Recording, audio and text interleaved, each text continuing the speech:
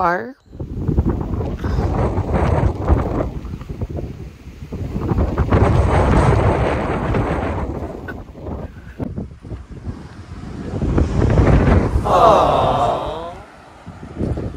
Hello mga kababayan, this is Brian. You are watching again my short vlog for our today's episode. Today is March 20.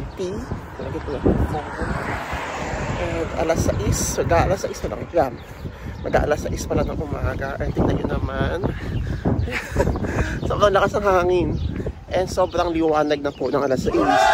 If you will watch some of my videos before, diba? Mga December, mga January, Feb, ang dilim pa pag ganito oras. So ngayon, as you can see, sobrang liwanag na.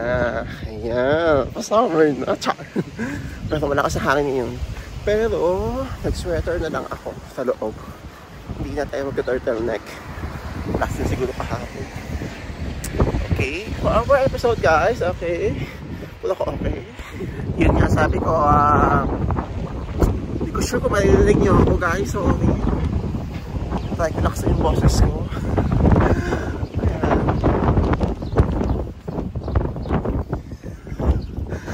For our episode, ayan.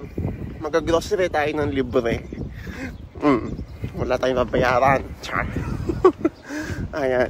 Kasi meron akong 120 euros voucher from my employer. So, salamat po talaga. Thank you so much. Kasi ang laking tipid sa akin ng voucher. Pang grocery ko na yon. And tingnan natin kung ano yung bibili natin sa ating mga voucher. Before anything else, if you haven't yet subscribed, and if you are new to this channel, please help me to reach 5,000 subscribers. Thank you so much po sa lahat ng mga hindi nag-i-skip ng ads. Lakas sa hangin. So yan, lalakad muna tayo guys.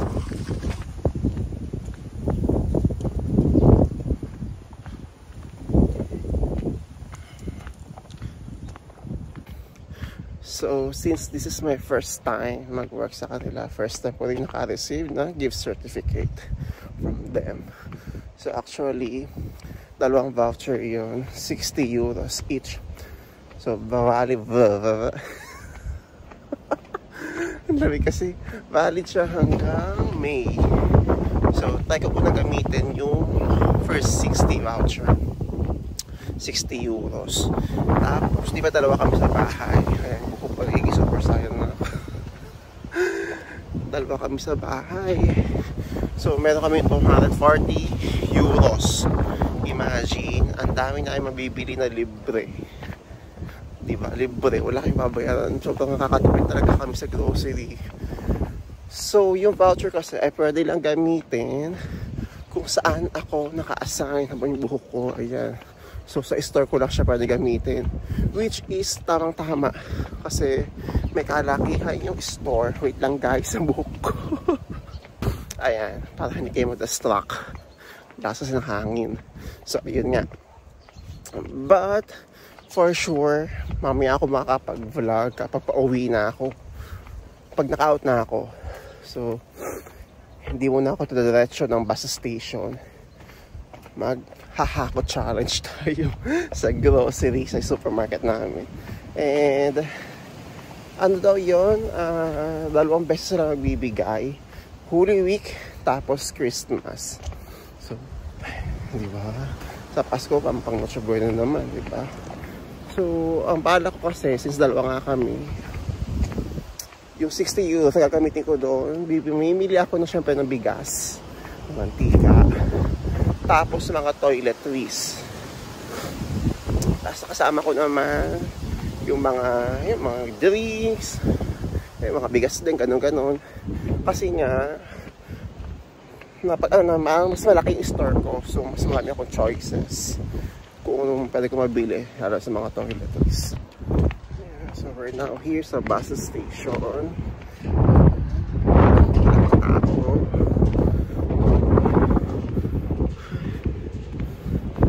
Liwanag na no.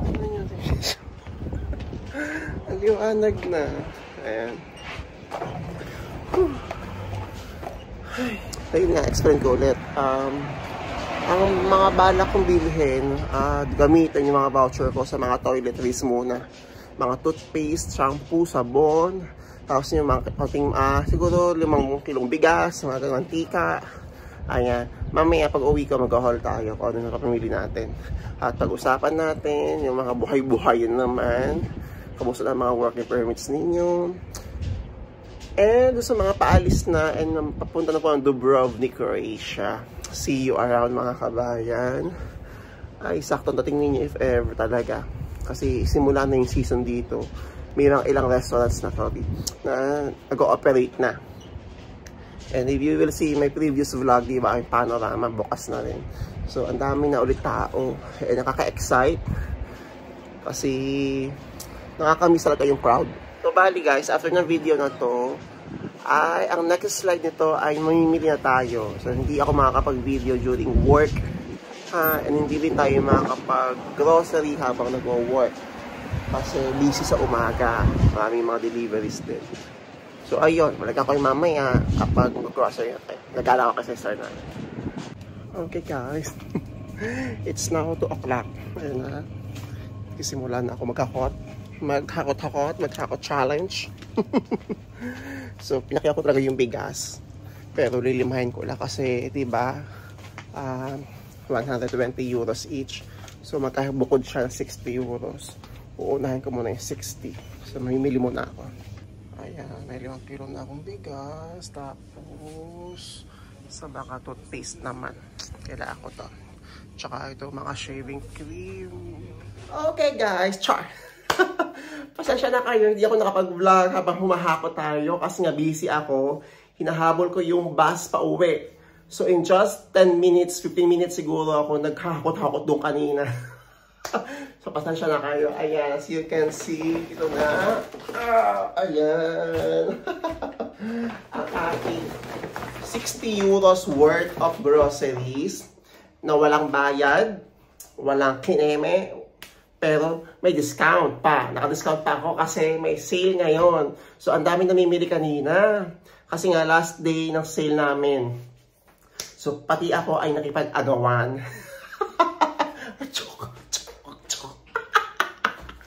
Pero malaya ako sa bigas kasi hindi naman uso ang bigas dito. So, mag-haul tayo guys ng ating nahakot.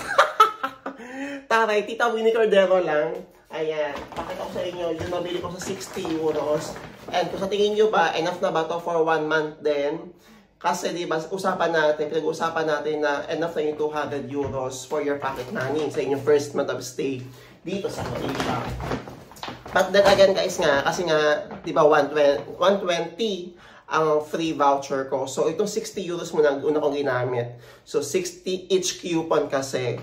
So ito muna ginamit ko, first 60 euros. And ang binili ko muna talaga ay mga toiletries.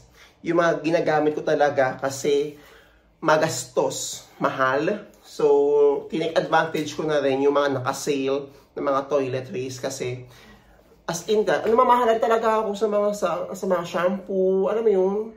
Kaya binibili ko dito yung mga local brand, mga aloe vera, which is okay din naman, pero mas cheaper kasi yon.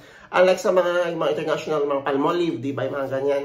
So, medyo nagkamahala. So, ipinush ko talaga na bilhin. So, una ko kinuha guys, itong tissue. Ayan. Ito ay para sa mga pagkain, sa mga niluluto ng mantika. Ayan. And also, syempre, bumili ako ng buy one, take one na toothpaste. Nabili ko to in 4 euros. Yeah, 4 euros. Diba? Ang mahal. Pero again, hindi ako nang hinayang kasi naka-sale naman siya. At saka mayroon akong voucher. Ang next natin guys, syempre hindi mawawala ang isang Coke. Isa lang ang binili ko kasi hindi naman kakasya sa recto. And dalawa nga kami dito sa bahay. So ang usapan kasi namin, since mas malaki yung store ko, mas marami akong choices. So sa toiletries talaga ako. And then siya sa mga bigas din, sa mga inumin, sa mga pagkain. Ayun. So ayan, isa lang ang binili kong Coke. Tapos, ito yung resibo pala. Ayan, diba? Tapos, bumili ako ng isang gatas. Ayan. Nasa ano to? Mga 2 euros. Gatas natin. Kasi, bumili ako ng Serious, diba? So, hindi ko ma-afford bumili. Afford ko lang bumili, guys. Pero syempre, may mga priorities tayo na kailangan bilhin muna. Pero ito na, finish ko na siya. Dalawang binili ko. So, ito ay 2 euros each. Mga 2 point something. So, nasa 5 euros. So, next natin, bumili din ako ng toothbrush. Ayan.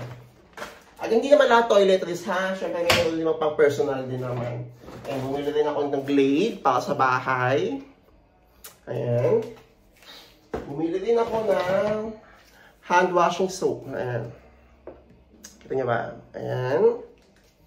And then, ayan. Bumili ako ng ito, Nivea. Ang binili ko ito, dalawang binili ko na ito. Asa yung isa. Ito, ayan. Dalawa. Tapos, bumili rin ako ng, syempre, para fresh na fresh tayo paglabas, dalawang Axe. Chuk, chuk, chuk. Chak! Ayan, dalawa yan. Tapos, bumili tayo ng dishwashing liquid. Malaki na. Ayan. Okay. Tapos, ito, snacks lang, dalawa. Agay kasi nga, kasama ko nga siya ng bahala doon. Pero bumili rin ako para may makakain naman ako ngayon.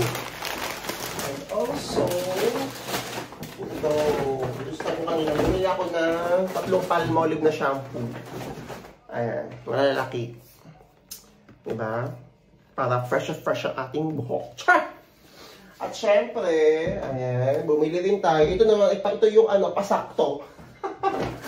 Bumili ako ng chocolate, pasakto, nasa 0.97 euros to. At syempre guys, sabi ko sa inyo, bumili ako ng 5 kilong bigas. Ayan. Ayan. Pinakyaw ko yung mga bigas doon. Papakyaw pa ulit ako ng bigas. Kasi itong bigas na to, ito yung pinakamura sa store. Wala silang, may mga bigas kasi nabibili ng 1.5. Which is, hindi nagbebenta yung store ko ng ganun. Itong bigas na to ay nasa 2 point something, 2.5, kano ba to? Basta mga ganun, 2 point something talaga. Mahal ang bigas talaga. So, wala rin akong choice kung dito na kunin ko. And kahit na magbumili ako ayoko na rin bumili sa ibang mas murang tindahan na mayroong 1 point something na bigas kasi maghapon ako sa store. So, pumili ako ng 5. So, yun lang. So far, ito muna sa ngayon ang ating nagbili. Nakita nyo naman. Itong ating resibo. Hindi pala to, chart.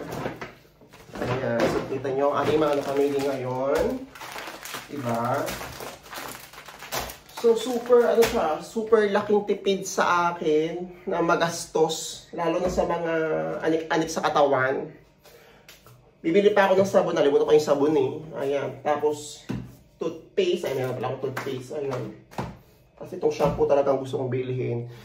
Ay, naku. Again, guys, afford ko bumili. Hindi ako nag-aantay ng voucher. Talagang minsan naisip ko, nagko-cost cutting kasi ako. Kasi nga, syempre, diba, may pinag-iipunan ako. Gusto ko bumili ng camera. So, sa ngayon talaga pinipilit kong magtipid ng magtipid. Kaso, pagdating talaga sa pagkain, ayokong tipirin yung sarili ko. So, ayun, kaya, kung sabihin nyo, ano naman ni Bra, hindi ma-afford bumili ng Palmolive na shampoo lang, ganun-ganun. Again, guys, may priority ako na gustong bilhin dapat kasi nga, nag-iipon nga ako pambili ng ating vlogging camera. Diba, sabi ko naman sa inyo, don't skip ads, guys, para makabili tayo ng ating vlogging camera. So, ito muna, nabili ko. Ayan, ito ang pinakagusto kong gamitin. Gusto ko maging mabango ang buong bahay na hindi amoy ulam. Kasi itong heater na ginagamit namin ngayon ay binabaan na namin ang temperature. From 30 degrees, 18 degrees na siya. So, kasi medyo mainit na. So, kailangan malamig naman ngayon sa bahay. So, perfecto. Tapos, ayun, babalakin ko pa ulit. Siguro before mag-Holy Week, papakyawin ko na ulit yung mga dapat ko mabili doon sa store. Kasi, paubos na. Ayan. So, thank you guys. I hope nag-enjoy kayo sa ating free shopping kineme, kinemberlo at chinenalin. And ano bang pag-usapan natin pwede? Ayun, ang dami ko ng mga nakitang Pinoy kanina. Ang dami ng mga bagong dating dito. So, welcome po sa The Bureau of Nick, mga kabahayan. I hope na mag-enjoy kayo sa inyong bagong season Sa mga first timer din, nakita ko kanina, congratulations. I-enjoy nyo po ang summer dito sa Dubrovnik. Nakakapagod, totoo, sobrang nakakapagod, nakakaluso, nakakahagard ng trabaho. But I'll make sure to you guys, merong work and life balance dito sa Dubrovnik. Basta mag-duty lang kayo ng 8 hours. Huwag na kayo mag-duty ng more than 8 hours, guys. Enjoy nyo na yung mga lugar na maganda dito. Galaan nyo ng galaan kasi deserve nyo yan. And yun, ganun din ako before na gusto ko hanggat merong part-time, kaya ng part-time ko, go, kakayahan ko yung part-time. Pero ang payo ko sa inyo, huwag nyo kakalimutan yung sarili ninyo, na i-treat yung sarili ninyo, na ma-enjoy yung ganda ng lugar. Kasi, super duper 100% mag-enjoy kayo dito sa Dubrovnik. Sa super ganda talaga. As in, tapos may enjoy siya lalo kapag dumating na ang June, July, August. Sobrang init, kaya super duper may enjoy nyo rin yung mga dagat. Ha, so good luck guys. Salamat po sa pag-acknowledge kanina. Salamat, thank you sa mga namit ko. And sana kayo makalimot. Chat! And yun nga, kung saan man kayo mapadpad after ng Dubrovnik, I wish you all the best and success sa buhay. Sa ating nasa WhatsApp community, ayan, sa mga na-approve na po ang visa, again, congratulations, pasalubong, pasalubong, chart!